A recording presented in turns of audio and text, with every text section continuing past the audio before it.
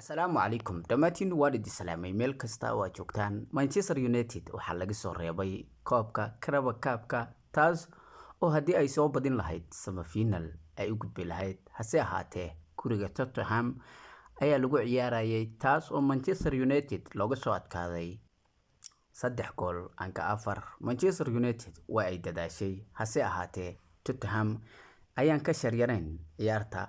Man of the match waxa qaatay Solanke kaas oo 2 gool dhaliyay daqiiqadii 15aad iyo daqiiqadii 54aad.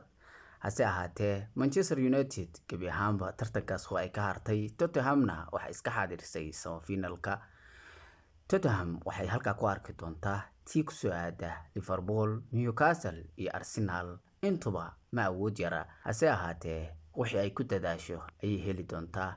dhammaantiin waa mahadsantiin. muuqaalkan hadduu ku soo gaaray waxaan ka codsanayaa inaad ku soo biirto ka mid noqoto haweynta aan halkan ku saaxiibnay.